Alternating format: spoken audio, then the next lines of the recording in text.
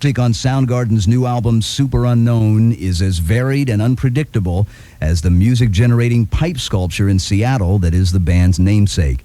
Refusing to follow even their own path laid by 1992's Bad Motor Finger, Soundgarden's latest effort proves undeniably that this band's boundaries are a long way from being defined, if ever. They've just returned to Seattle from a European tour and are gearing up for the North American leg that begins in late May. And tonight, Soundgarden lead vocalist Cornell and drummer Matt Cameron are back in the Seattle studio where they recorded Super Unknown. Chris, welcome to Rockline. Thank you. Great to have you on. And Matt, how you doing tonight? Hello, fine, thanks. Good to have you guys with us. Matt, let me throw this first one at you. What do you think was the biggest difference in terms of the band's musical attitude going into the recording of Super Unknown? Well, attitudinally, I would say that we were at a pretty good space. Mm-hmm. We just wanted to, make the best record we could. I think mission accomplished on that one. Chris, from a purely quantitative standpoint for a minute, there's about, 70 seconds or 70 minutes of music on, a little more than 70 seconds. And yet there doesn't seem to be anything on this record that could be construed as filler or an afterthought or anything of that nature. Is the band always this prolific when it comes to, putting the material together? Well, actually for this record, and I guess more or less for our last two records, it was technology that created the situation where we had to stop at 70 minutes because we didn't want to do a double CD, and you can get about, I think, 73 or 74 minutes on a single CD. Mm-hmm. And we had actually a lot more material that we could have put on it, but we had to stop there, and we felt pretty lucky that we got all of the songs that we did on the CD. And they all fit. I mean, it's all they all belong there. Like I said, there doesn't seem to be any sort of filler. You got plenty of good stuff from start to finish. That's an accident. I mean, we don't know what it's going to be. We don't know if they're going to fit until we're done, basically. And we'll sequence it. That's one of the last things we do after mixing, and we don't know what we're going to have until the day we walk out of the studio with the record. Spoon Man, which has been the first big track for radio off Super Unknown, is what we're going to start with tonight. And I understand that the inspiration for Spoon Man is with you up in Seattle tonight. He's standing here with spoons. With spoons in hand. Hey, yes. Artist, how you doing? Hi, good, thanks. Artist is the man that you not only hear on Spoon Man, but is also the man you see in the video, correct? Correct. Yeah, there you go. Artist, let me ask you quickly, how did you sort of, connect with Soundgarden? How did that happen? The first I remember is they invited me to do a bit at one of their shows in Seattle here in 1992, and that's, I think, the first time we met. I met Ben sometime before that, but that's the first I remember meeting the band. Great. I wonder if you could sort of get us rolling tonight here on Rockline with a special custom intro, if you will, for Spoon Man. Let me tell you what I'm playing in a quick 30-second little bit. Here's a fork and a wooden spoon. Here's a tuning fork. I'm going to tap on a few spoons laying here on the floor.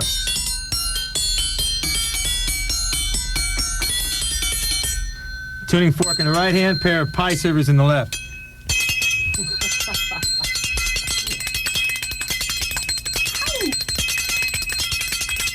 Pair of wooden spoons. Go, Daddy.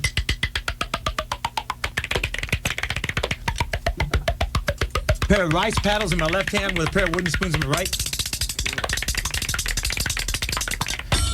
Pair of sticks in my left like bones, and a pair of metal spoons in my right hand. Oh.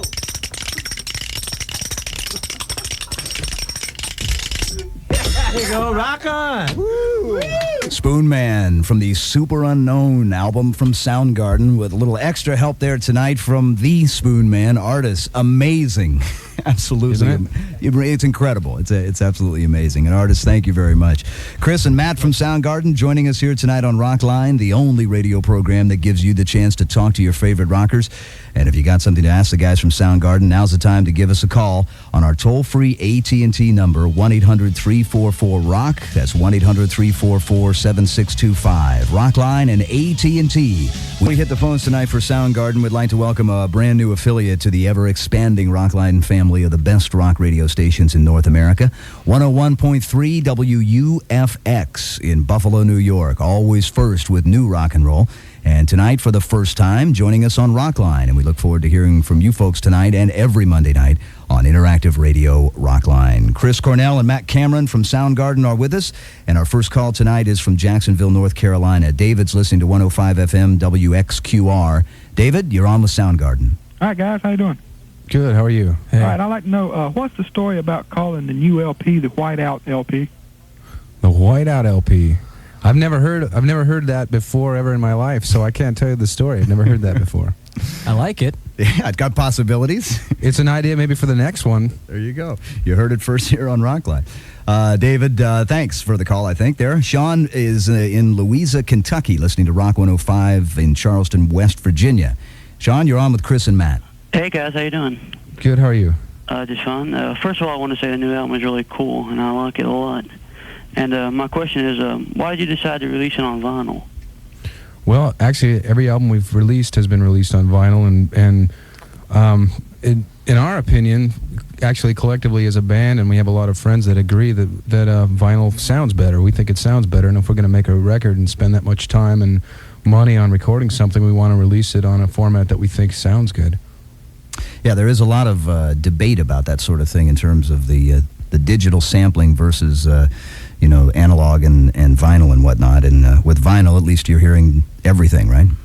Yeah, well, it's just, I think what you're hearing what you've recorded, but you're also hearing part of the process of stamping vinyl, which is something that rock and roll was basically built on and what people grew up hearing. And digital technology, although it's efficient and everything, efficiency isn't necessarily the goal. The goal is to make the best sounding record you can. Absolutely. Sean, appreciate the call. Scott now is in Austin, Texas, listening to KLBJ FM 94 in Austin. Hey, Scott, you're on Rockline. Hi, I'd like to congratulate you guys on a brand new excellent album. Thanks, Scott. Thank you. My question for tonight was, why was the songwriting more spread out on the new CD than the last one, Bad Motor Finger? Meaning, why? I don't quite understand the question. Was it like more of a single-man type thing or more of a group effort? Well, it was pretty similar, really, to the last few records we've recorded.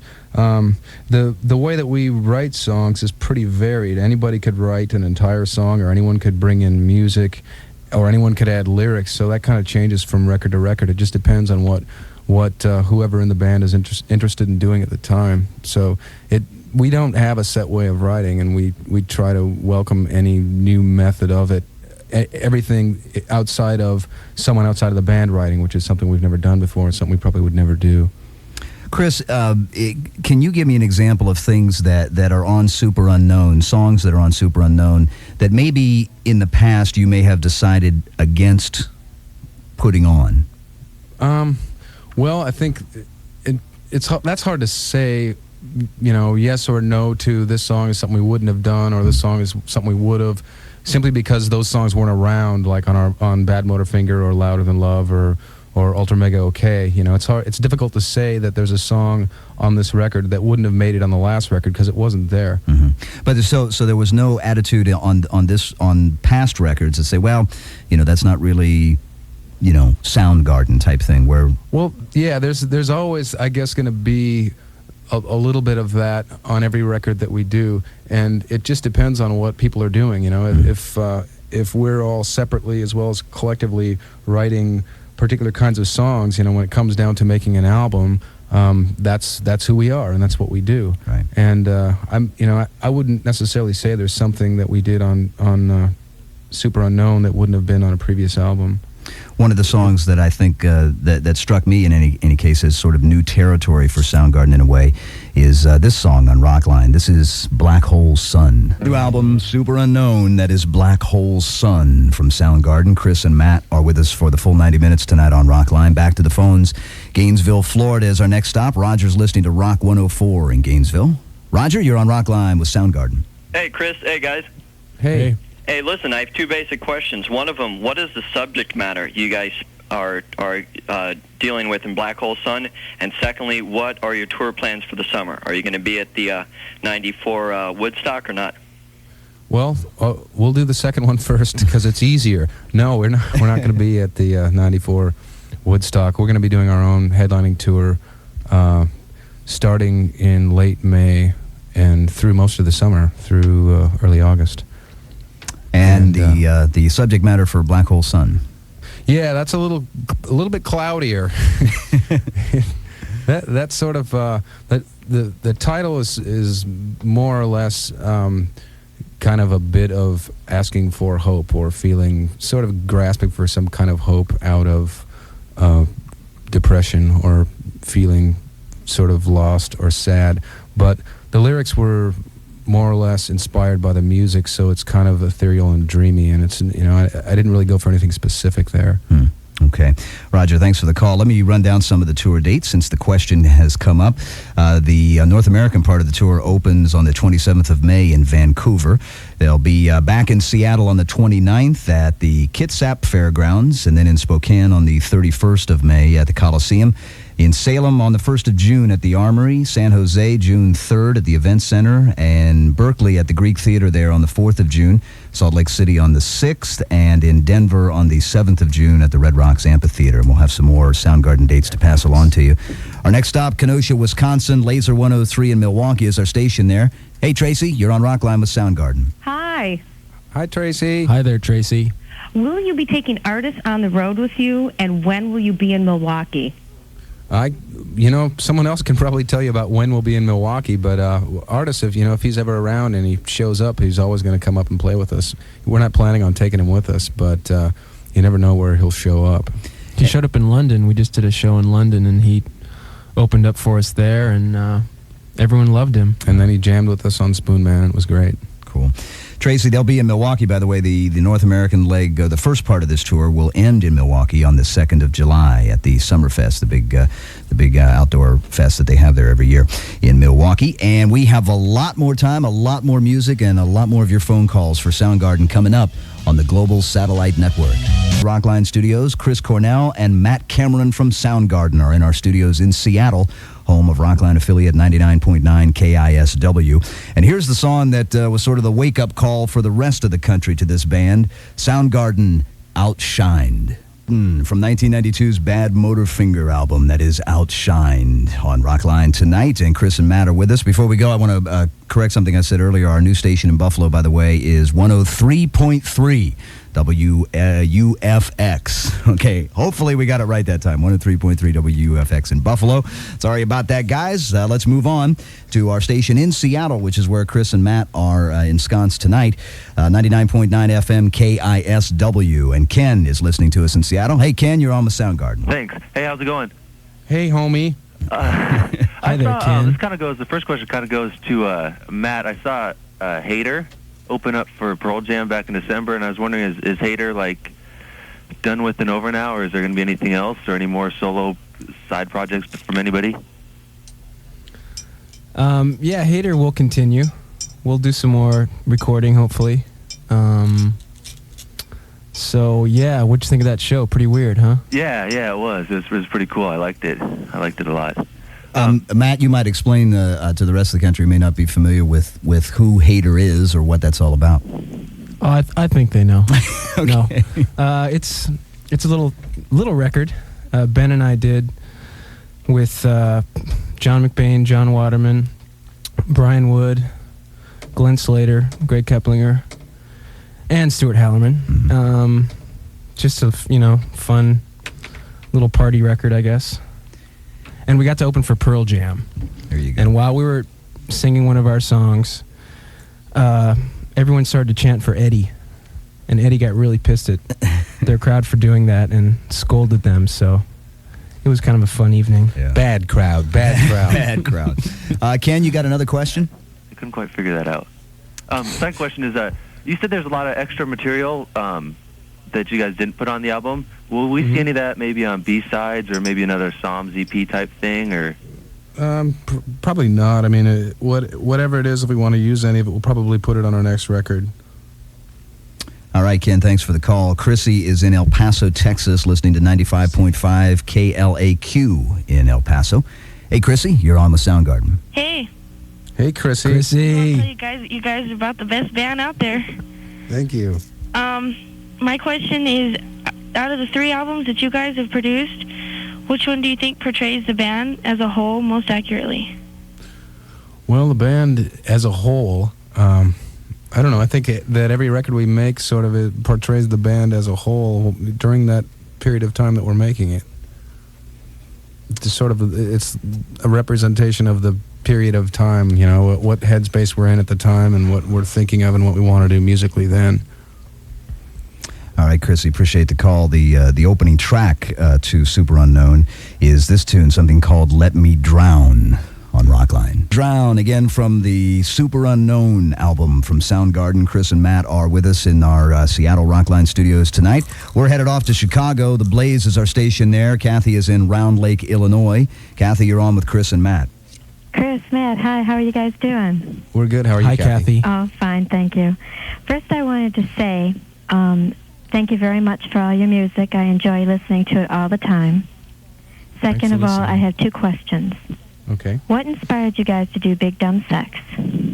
Well, it was sort of a parody of, I guess you could call it a disco song, or you could point to Madonna or something, or a lot of different sort of party sex bands that would say, well, you know, George Michael, I want your sex, and Doobie All Night Long, and they were basically saying everything except for the word that I can't say right now.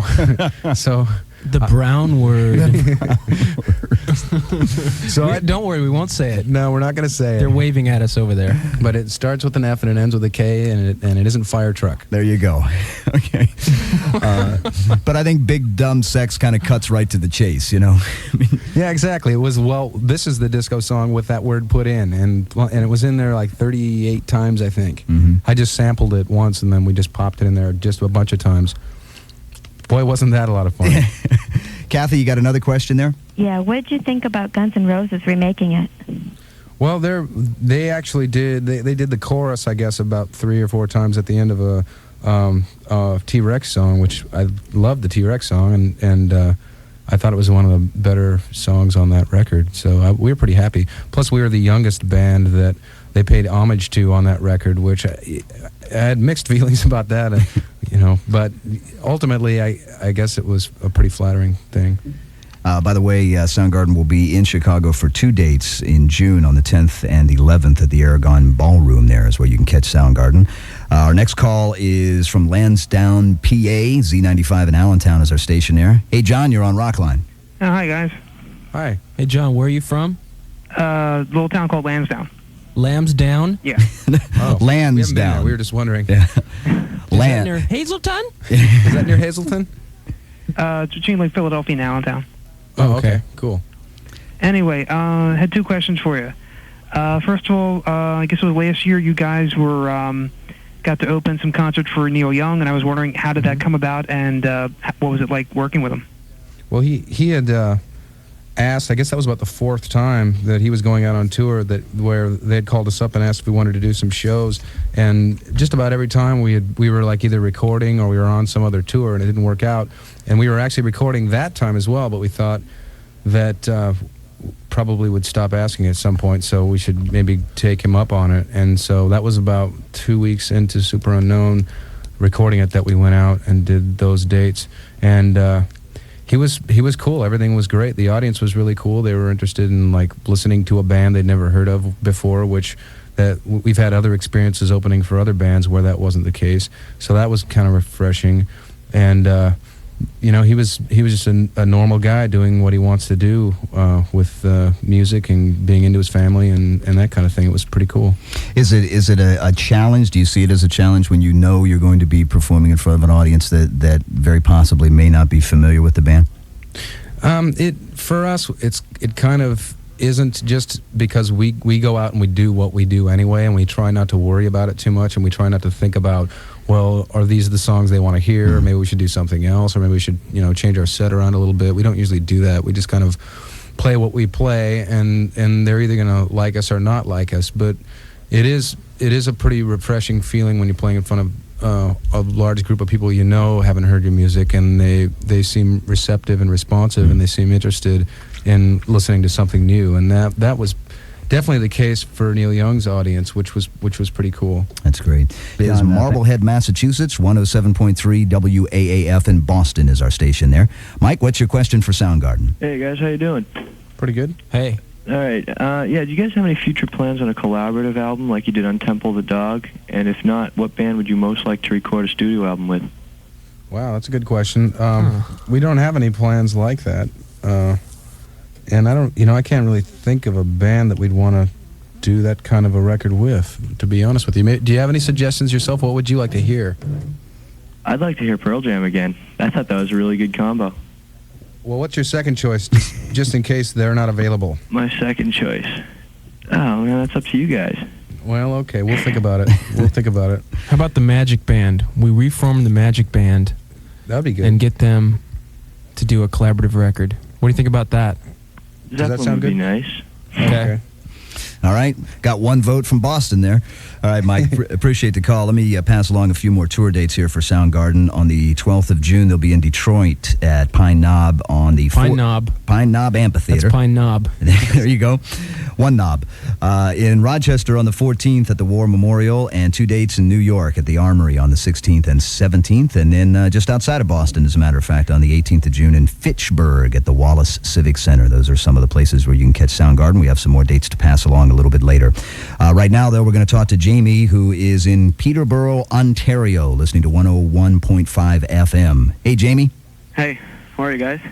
Hey. Hey, Jamie. Jamie. Yeah. I really enjoyed your album, Temple of the Dog. And I was wondering where you came up with the name. Well, the name came from a line in a song that was a Mother Love Bone song that where the lyrics were written by Andy Wood, and it was Jeff Ament from Pearl Jam's idea to use something that was from Andy's lyrics, and that was one of the ideas that he came up with, and we chose that. What was it? The song title though? Was it Man of a? It was Man of Golden Words, Man with Golden Words, or Man with Golden Words. Yeah. All right, Jamie.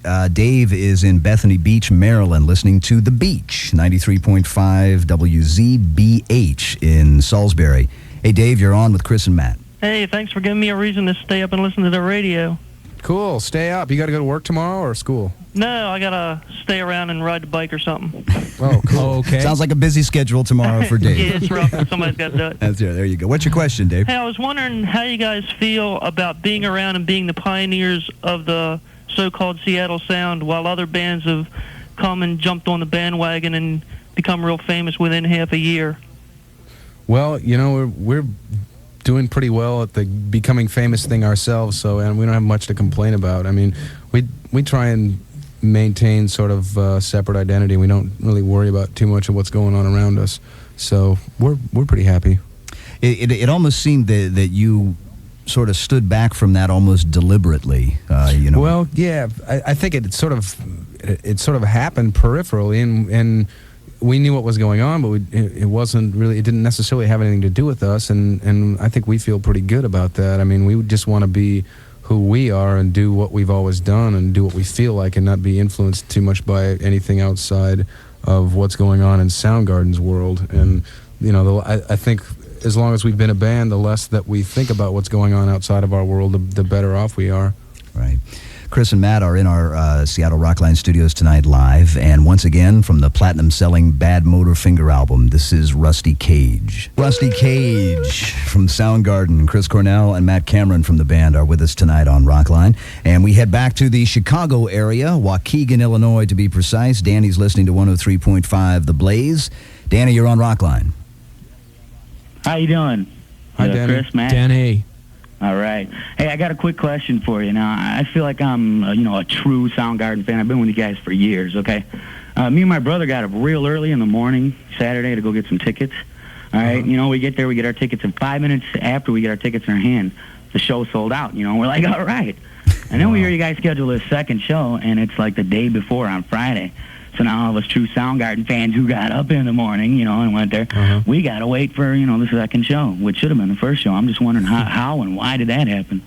Well, it probably happened because they didn't know how many people were going to get up in the morning and buy tickets, and a bunch of you guys did, and so they thought, well, maybe we can do 2 shows there. And Danny, you're going to be at one of them. You are going to be at one of them, and you know what? We're just going to sleep through the first show and just kind of, you know, pose a little bit, and then make sure that the second show is the one that everybody likes. Is the killer show. All right, exactly. There you go, Danny. Michael is up in Toronto, Ontario, listening to Q107. Michael, you're on Rockline with Soundgarden. Hey, Chris. Hey, Matt. Hi. Hey, How's it Michael, do going? you like to dance? Yeah, Are you I a love dancer? to dance. Cool. We dance ourselves. Cool. What's your question there, Mike? All right. This question is for Chris Cornell. What were you thinking of when you wrote the lyrics to "The Day I Tried to Live"? Well, I guess I was thinking about being in a situation where I actually got up one morning and tried to fit in with everybody else and try to be nice to people and try to be happy and do all of the things that all those people on daytime television talk shows talk about doing when you're a good person, and having it not work out very well for you.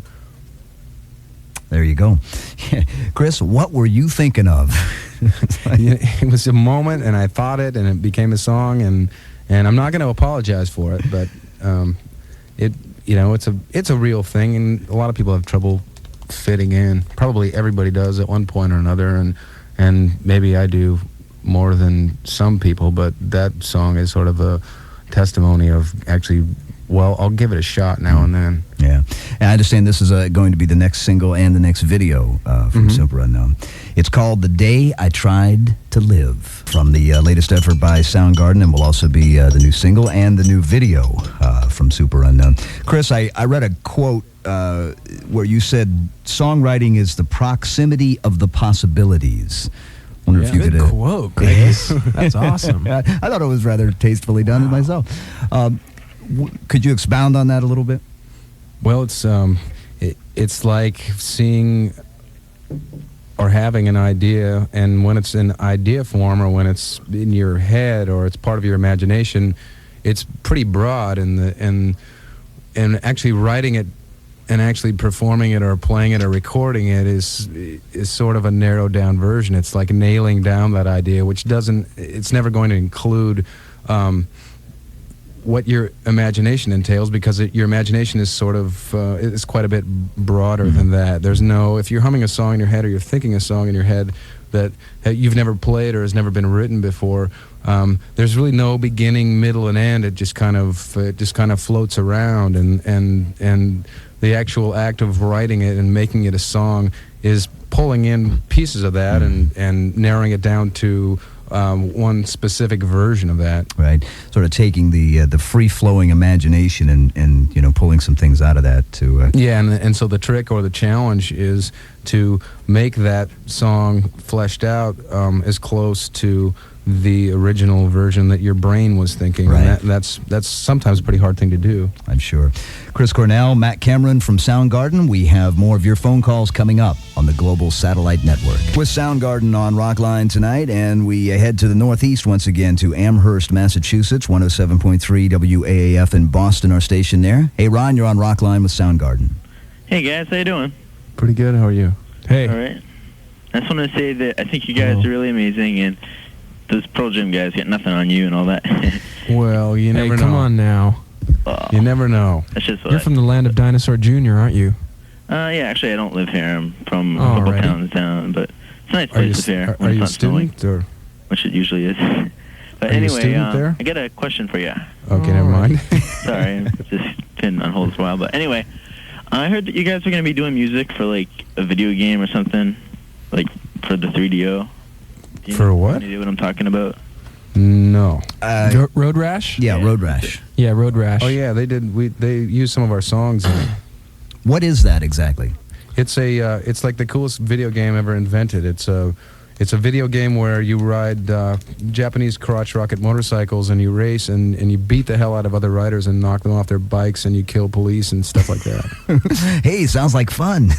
Yeah, it is fun. It's a lot of fun. And I kill police, okay? Yeah. What do you want? That's all we need to say. What do you want from a video game? Enough said there. All right, Ron. We're going to talk to Omar now, who is in Saginaw, Michigan, listening to 93.3 KQZ in Saginaw. Hey, Omar. Hi, how you doing? Oh, please. Omar. Hi. What's up? Omar, what's wrong? Nothing. How you doing, Chris? All right, man. How you doing, Chris?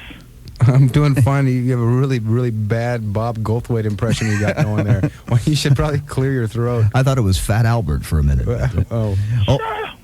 Omar, you got a question there, buddy? Yeah, Chris, I was wondering, how did you get hooked up with Alice Cooper and his new album? Well, we were having a nightmare, and he showed up with a riding crop and a big bottle of Vaseline, and I couldn't say no. It's difficult to say no in those circumstances. No, you don't want to say no in those circumstances. Absolutely. You sing with Alice on Unholy War, which is his brand new track, right? Mm-hmm. And by the way, Alice Cooper is going to be on Rockline on the 30th of May. We'll look forward to that. Hugo is in San Antonio, listening to San Antonio's Kiss. Hey, Hugo. Hi, Chris. How's it going? Pretty good. How are you? Fine, thanks. I had a question. Actually, I have a few questions. The first question is about the song Spoon Man. I have matter of fact, I have a little book that comes out on CD, and it says here that the title's by Jeff Ament. Yeah. And I was wondering about that. Also, I remember in the movie Singles, there's a scene right before the Eddie and Matt and all them were reading their first review, and the song. I swear I heard the music to the song Spoon Man. How long have you all had this song written? Yeah, that was the original version of Spoon Man that you heard, which was a version that I did at home, which came from when I was on the day that I was on the movie set. There was a tape that was intended to be Matt Dillon's character's solo tape in the movie, and Jeff Ament did the graphics for that. He did a lot of graphics for that movie. So he had made up some fictitious song titles that were on this tape. And what I did was I took the pretend tape home, and I took the song titles and I wrote all the songs and recorded them as a gift for the writer of the movie, Cameron Crowe, and Spoon Man was one of those songs. And so what you heard in the movie was the original version, which was just kind of acoustic guitars and pots and pans. All right, and of course a full-length track that is part of the soundtrack to the motion picture Singles is something we're going to play right now on Rockline. This is called Birth Ritual, and you'll find that on the soundtrack to the movie Singles from Soundgarden. We're going to go to Ann Arbor now. 101 FM WRIF in Detroit is our station, and Kyle is on Rockline with Soundgarden. Hey, fellas, how you doing? Pretty good. How are you, Kyle? I'm doing pretty darn good. Pardon me. So you can say damn. Don't say damn. It's the 90s. Damn is okay.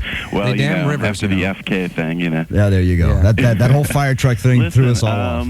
I listen to a lot of rock music, and I've noticed that most of it's in fours, and a lot of your music is in different time signatures. Mm-hmm. My Waves in 5/4, and Outshines, and Spoon Man's in 7/8. I was wondering how you guys could pull that off and make it sound good. Is it something you do conscientiously, or? Well, it's really strictly by accident. I mean, we just play parts and sort of write songs off the top of our head, and generally I'll bring in songs and we'll the band will learn the songs, we'll play them, and then about a month later I'll ask Matt what time signature it's in, because I never even really thought about it. It's just really by accident. Yeah, Kyle. But I guess the goal is to try to make those odd numbers sound like 4, make them groove. So if we're doing that, then I guess it's a good thing. Yeah, so the idea, any song should groove. It shouldn't be a song that you stumble while you're listening to, and a good example would be "Fell on Black Days," which is 6, but it doesn't. To me, it just sort of floats, and it's just the way it might have to do with a lot of the music that we listen to, but it's just a way that we write songs. As long as it's got the groove, huh? Yeah. All right, Kyle. Amen, brother. Yeah. Kyle, thanks for the call, buddy, and we'll be back with more from Chris and Matt from Soundgarden in just a minute on the Global Satellite Network.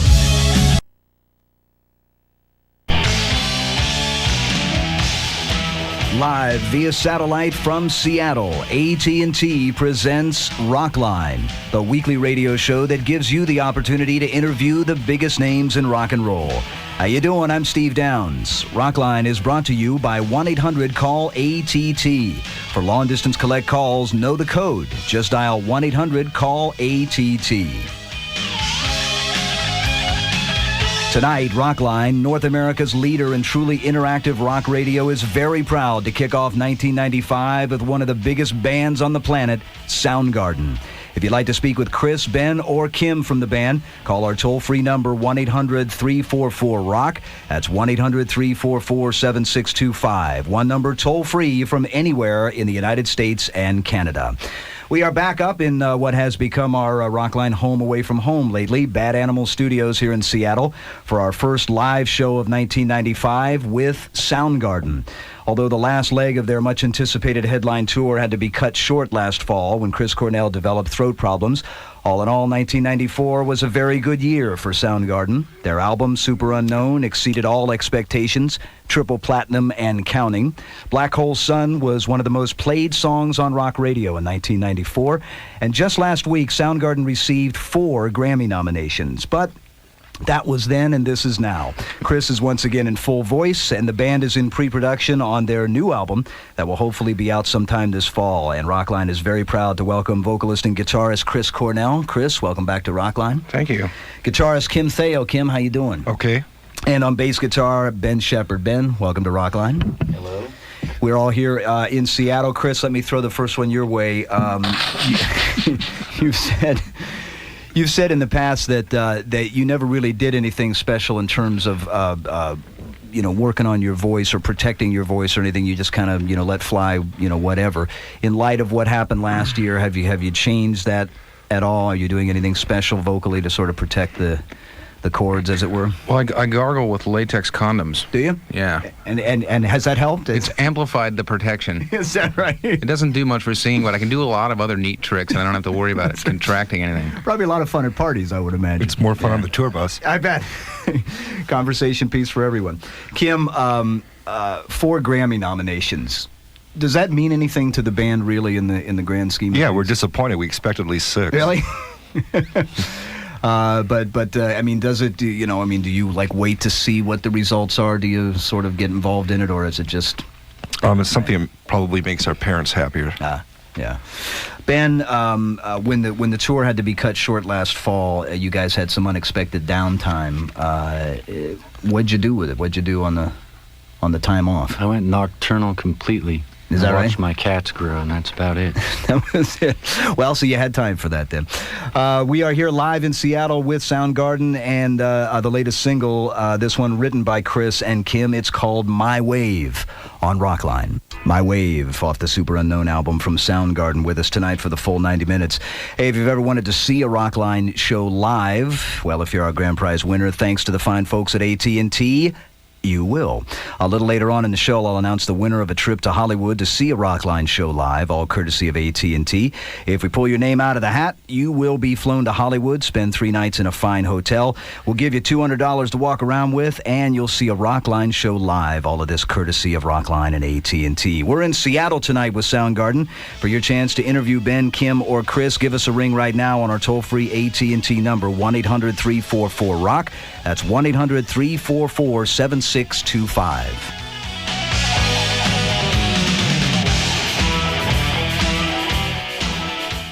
103.9 WABT. Real rock and roll.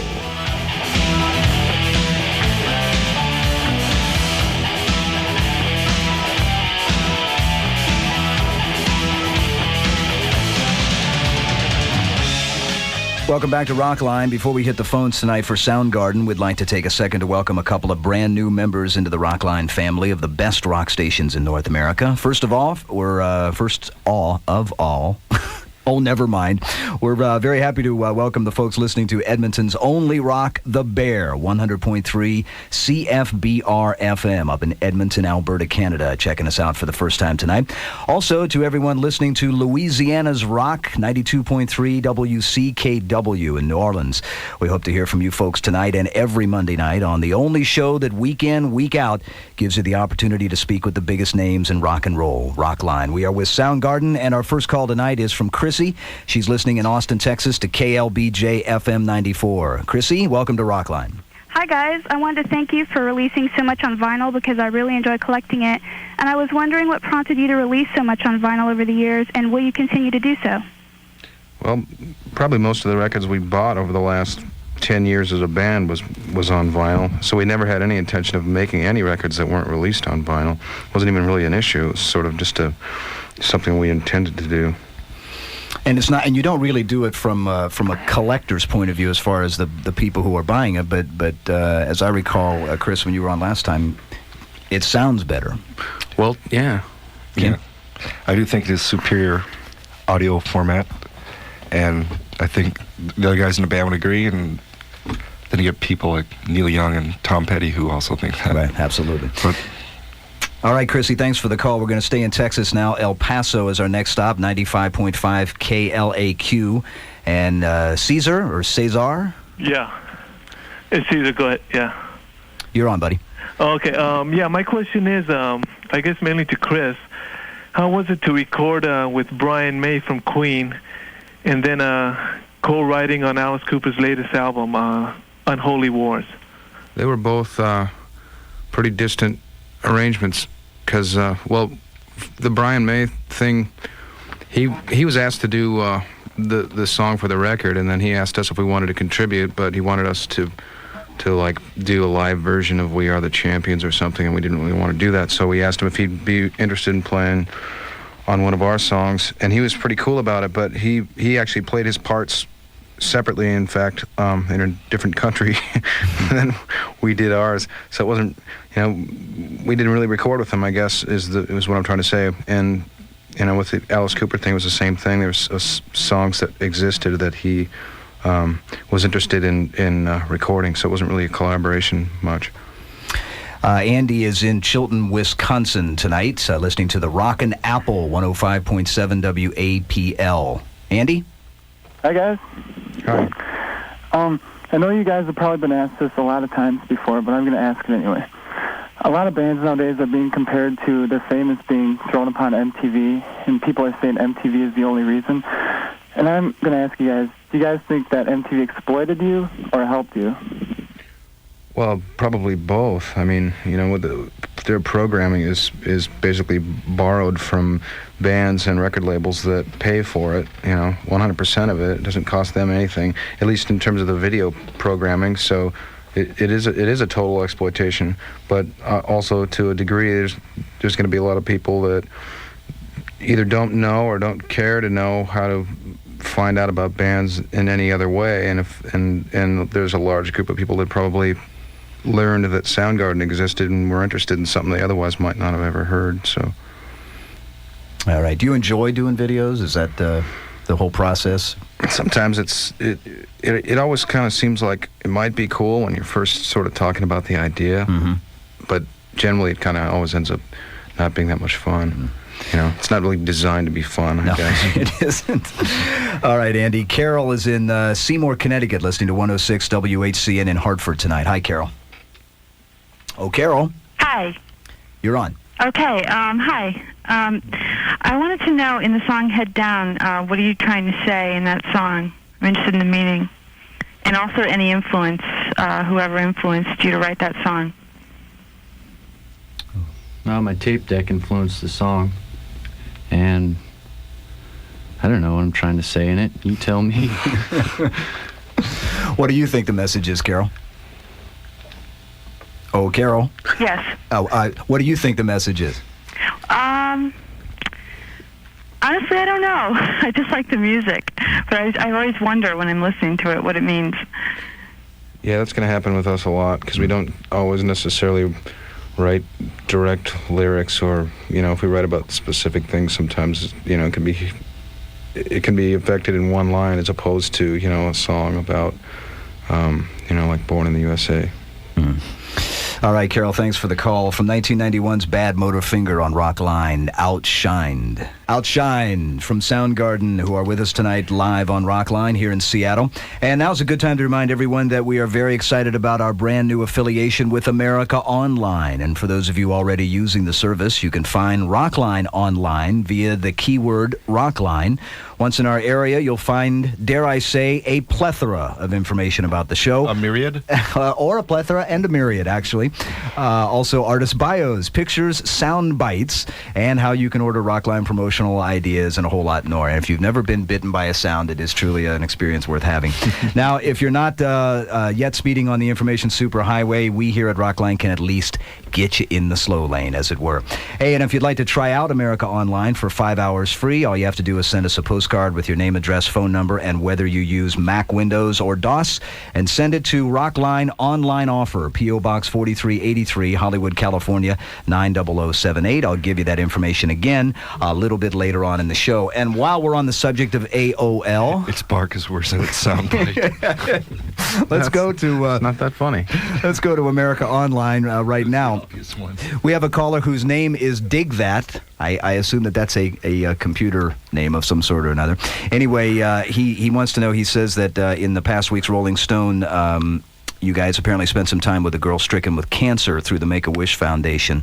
Do you think this is something that rock artists in general should get more involved in? What was the experience like? That sort of thing. Kim? It's up to them. It's up to the rock artist if they feel that they should be involved in that or not. Was this something where the girl, because as I understand, Make-A-Wish, of course, is that for people who have, you know, are serious illnesses of this sort, have a request of something like this. Was that the case here where she went? Yeah, and we honored that request. Cool. All right. Any other charities you guys have worked with, gotten involved with, that sort of thing? Yeah, there are a few others. Let's see.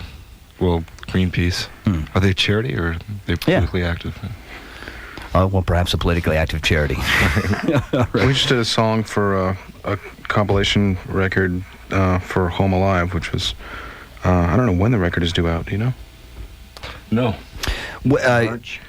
March. It's like an organization that's going to try and bring women home safely after hours or, you know, late at night.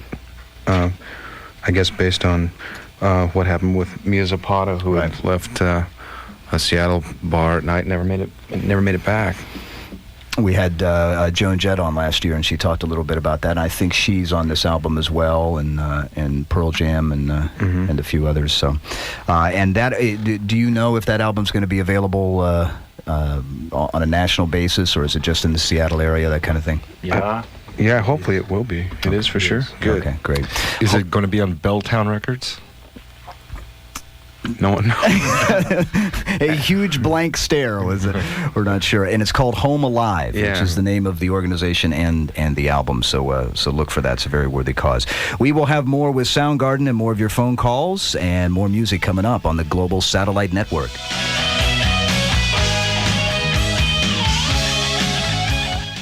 .9 WABT Dundee Shomer. Real rock and roll. Right here, right now.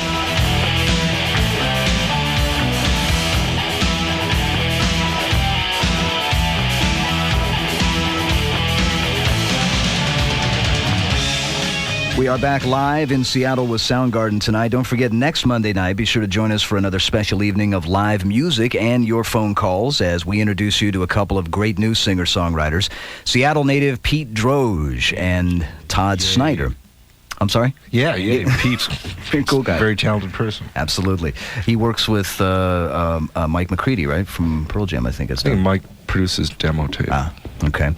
He'll be joining us, and also a fellow by the name of Todd Snyder, who has a great new song out called Talkin' Seattle Grunge Rock Blues.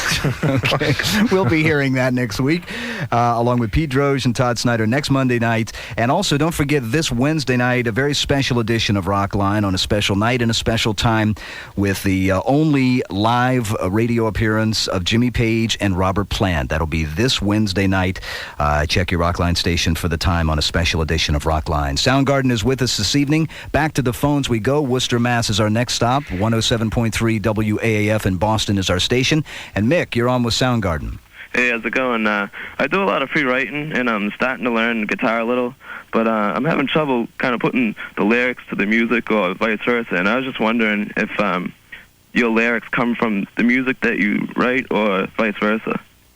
Well, the lyrics, it can sometimes be inspired by the music. Probably for me, being Chris, more often than not, You're always Chris.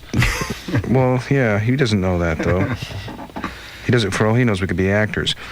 Anyway, yeah, I tend to play off of the music a lot. I can get lyrical ideas, but I don't usually try and nail down lyrics until there's a song. I've only done that one time, I think, in Soundgarden, and it was a song that was never released, and it worked. But sometimes I'll sit down and like write out a finished lyric, but then when there's a song to attach it to, if it doesn't fit exactly right, which it generally won't, then it starts sounding as like you did that, like you wrote this page of lyrics and then glued it to a song. It doesn't sound that natural to me, so I like to do that. I like to take lyrical ideas and wait for a song that seems like it'll fit, and then work from there and kind of make the two things sort of naturally fit. Nick, thanks for the call. In addition to garnering 2 Grammy nominations, this next song was also one of the most played songs on rock radio in 1994, Black Hole Sun on Rockline. Black Hole Sun from Super Unknown, Soundgarden, who are with us tonight live from Seattle. Our next call is from Hampstead, New Hampshire, 107.3 WAAF in Boston, our station, and Luciana is on Rockline. Hi, guys. Hi. I have Louder Than Live and Motor Vision, and I was wondering if you had any plans on releasing any other concert videos in the future? Not. We don't have any plans today to do it.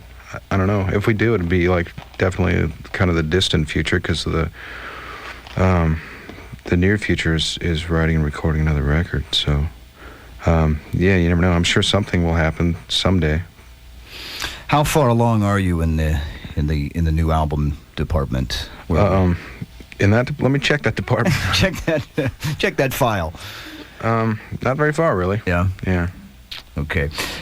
Tracy is in Kenosha, Wisconsin, listening to Laser 103 Milwaukee tonight. Hi, Tracy. Hi. Who will be your next producer for your next CD? And do you plan to make this one as long as the last one? You mean in terms of time? Yes. Yeah, you never know about that. You never know about producers either. I don't know. Do you want to produce it? Sure. Okay, how much do you charge? For you, free. Cool, you're hired. You're hired. Well, that was easy. Verbal contracts are good in this state. No one can prove it was me. I'm an actor posing as Chris. An incredible simulation. Yeah. All right, Tracy, you got a gig. Warren is in Pasadena, Texas tonight, listening to 101 KLOL in Houston. Warren, you're on with Soundgarden.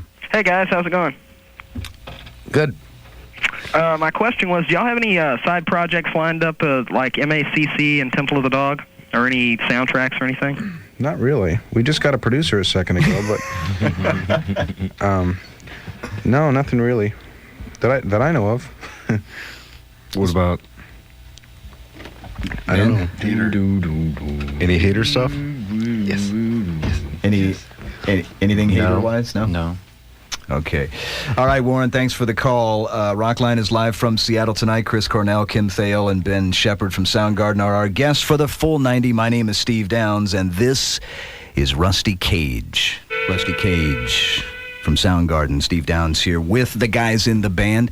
We were talking about side projects. I guess, Chris, this wouldn't really qualify as a side project because, as I understand it, it's a Soundgarden thing, but you are contributing a song to the to the Jim Carroll film, is it? The Basketball Diaries? Mm-hmm. What's... Yeah, the song's called Blind Dogs. It was actually Ben's idea to use that song, but it was a song that we wrote, I guess, a couple of records ago, and we have a few songs kicking around that we've had for a long time that everybody likes, but for some reason or another, they just don't make it on your record, and that was one of them.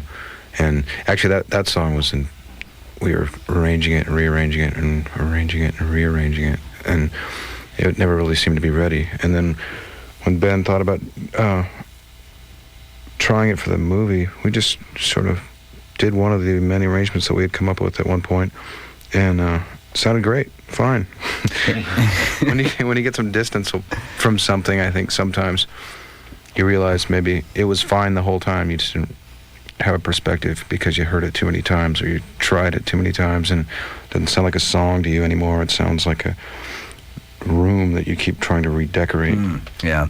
And any idea when the soundtrack and or the film will be available? Has that been determined yet? Or I'm sure it has been, and I don't know what that information is. Okay. Well, we'll look forward to it. It's called, the movie is called Basketball Diaries, and the soundtrack, and that's a sort of a fascinating Jim Carroll story that's been around for quite some time. I'll be anxious to see how it turns out. And the song, the Soundgarden tune that's contributed on there, is called Blind Dogs, so look for that. It's time to announce the grand prize winner of our Rockline trip, sponsored by AT&T. The winner will receive airfare for 2 to L.A., 3 nights hotel accommodations. That's assuming that L.A. doesn't float away in the foreseeable future, which is somewhat in doubt. Also $200 spending money, and you'll get to see a future Rockline show live in our Hollywood studios. And the winner is Charlotte Garcia of Albuquerque, New Mexico. Charlotte listens to Rockline on 94 Rock, KZRR in Albuquerque. Congratulations, Charlotte.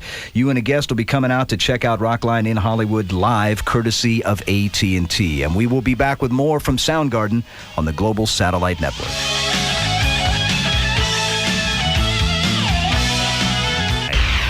.9 WABT. Real rock and roll.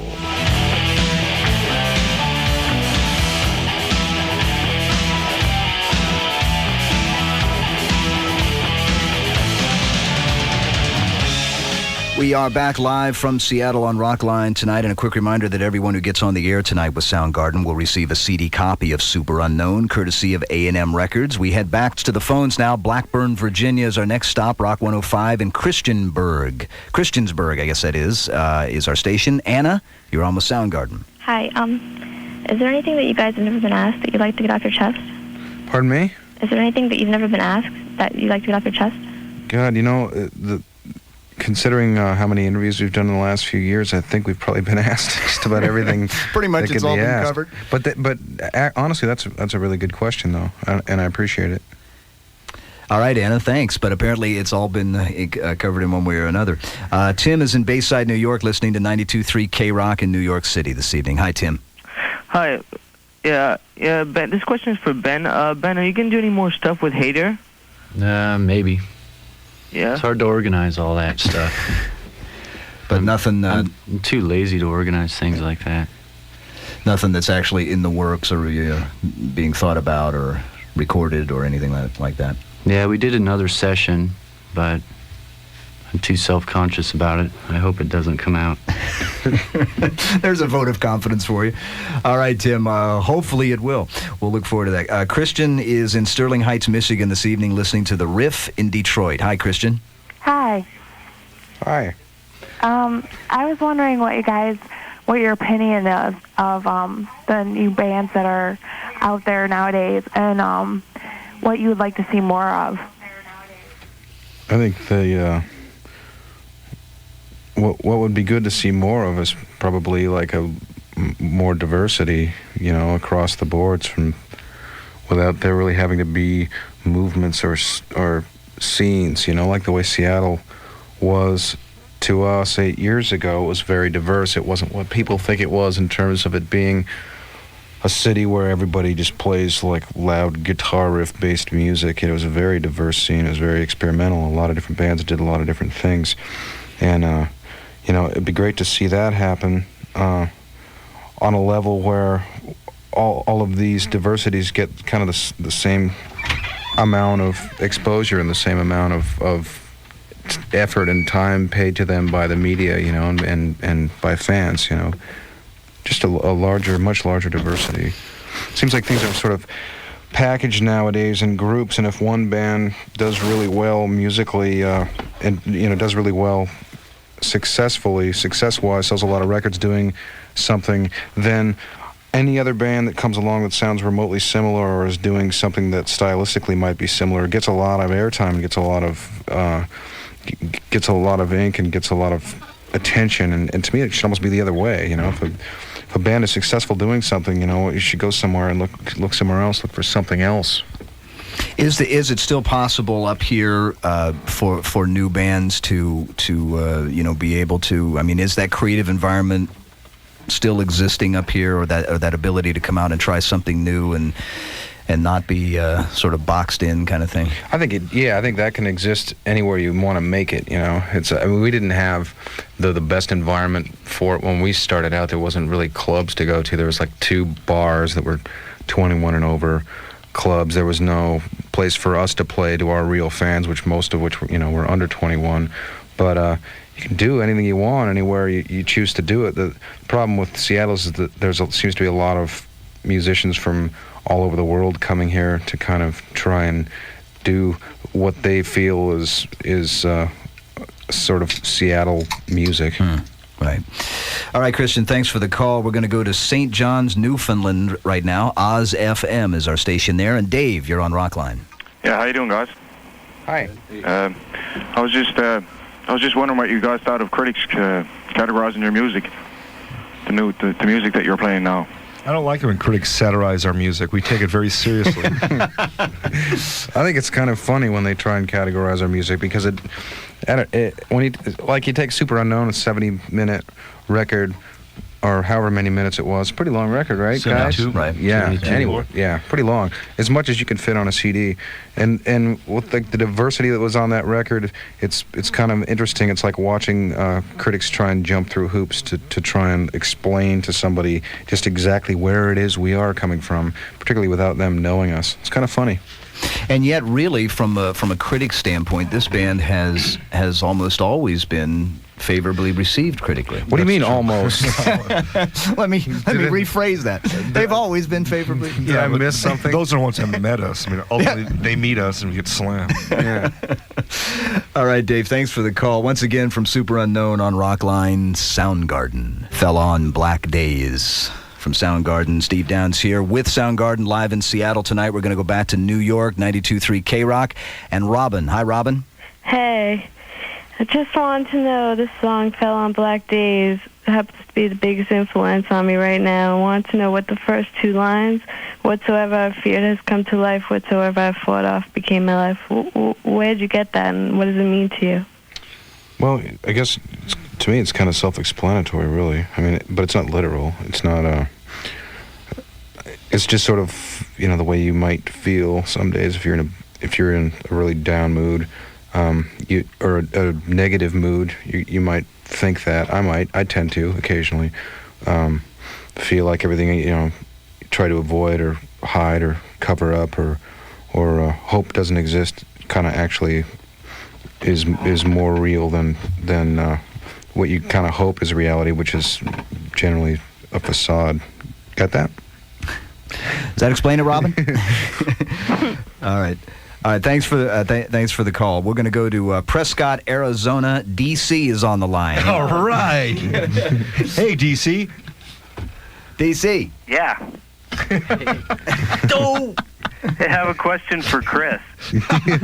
Oh, yeah? What might that be? Well, I mean, now that you're like a huge star and, you know, triple platinum and all that, are you guys into anything weird like, you know, buying monkeys or, you know, having a petting zoo or anything?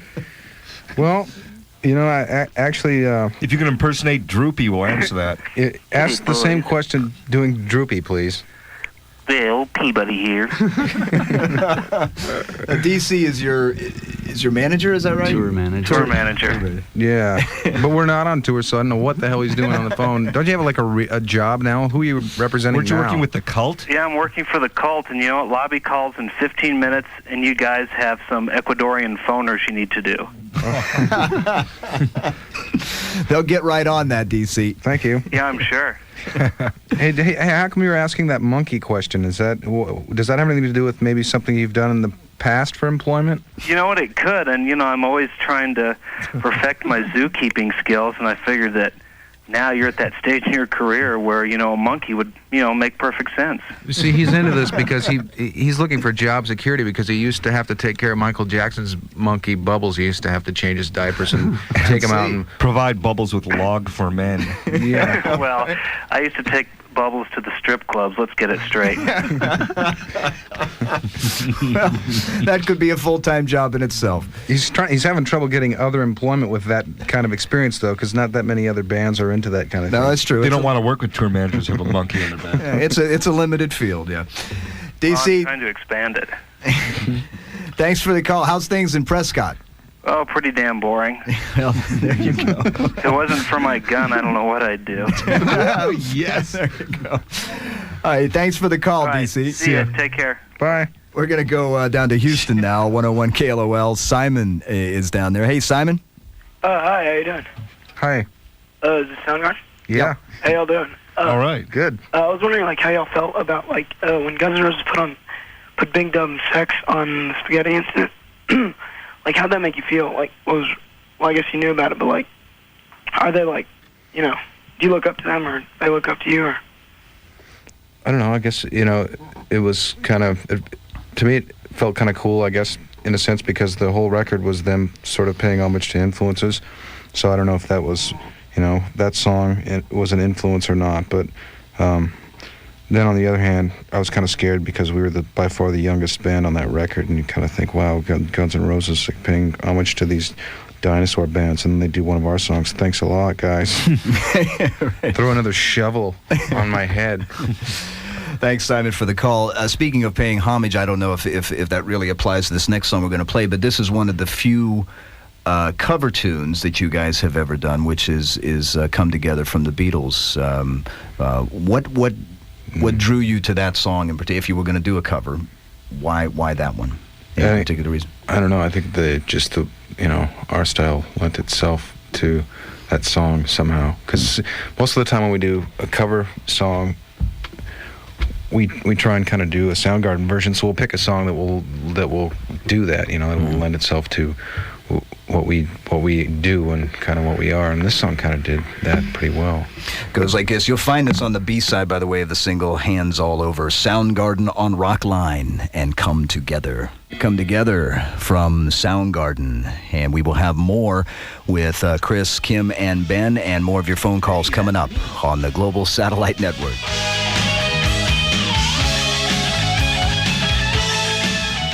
.9 WABT. Real rock and roll.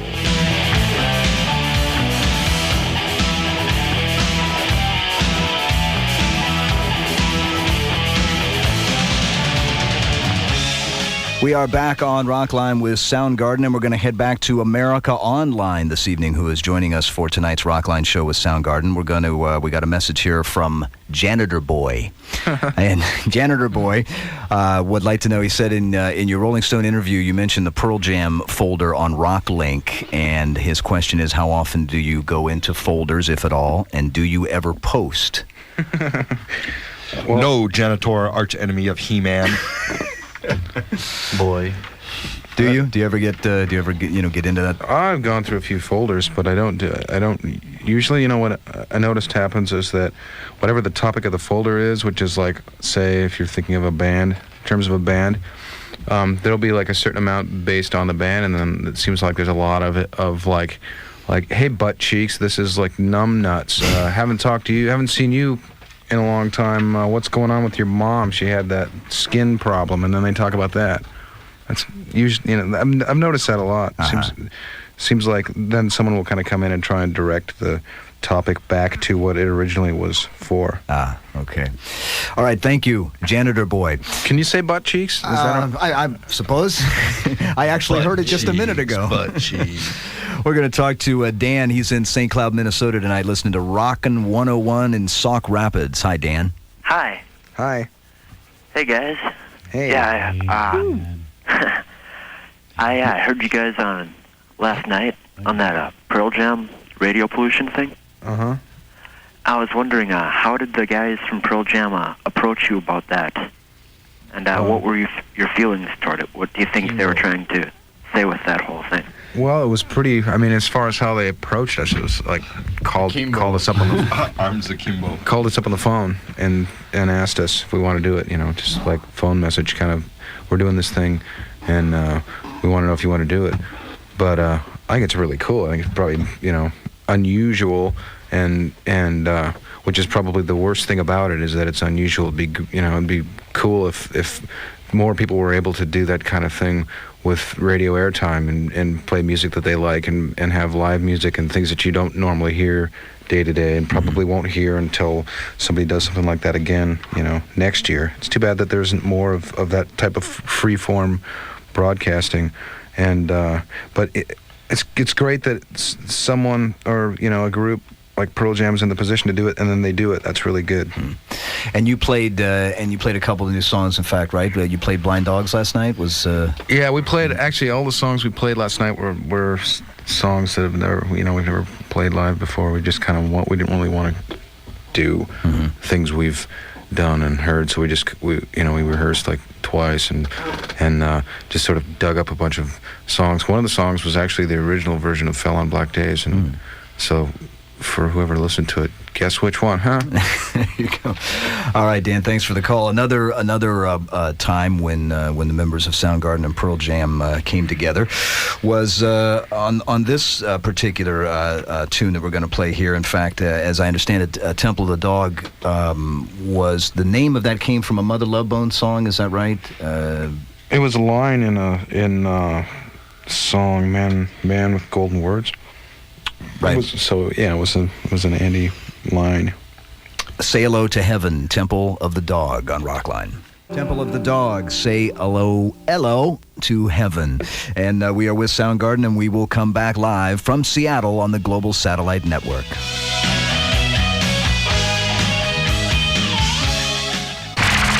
Quality rock all day and all night on 103.9 WABT Dundee Schaumburg. Real rock and roll.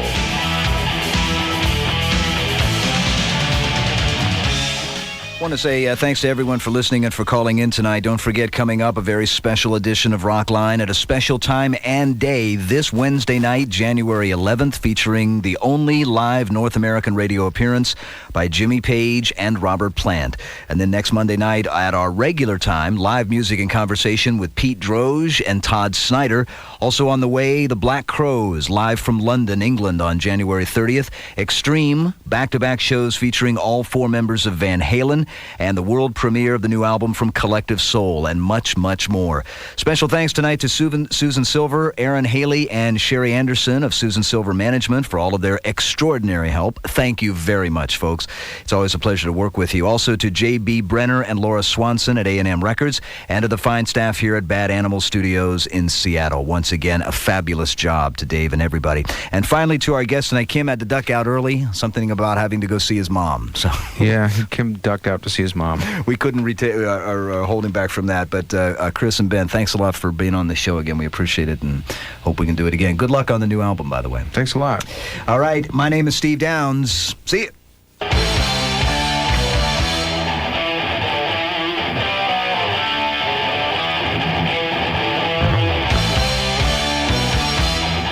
You've been listening to Rockline, brought to you by 1-800-CALL-ATT. For long-distance collect calls, know the code. Just dial 1-800-CALL-ATT. The superior sound of Rockline was made possible in part by Tellus Zephyr. Rockline is engineered by Jimmy Rash, Chris Lindsley, and Richard Wynn. Technical direction by Mike Correa. Thanks to Greg Jernigan, Ken Hoffman, Elizabeth Wood, Tim Carney, and Michelle DeSisto for their special help. Rockline is produced by Jim Villanueva. Executive producer Howard Gilman. I'm Steve Downs. Rockline is an exclusive presentation of the Global Satellite Network.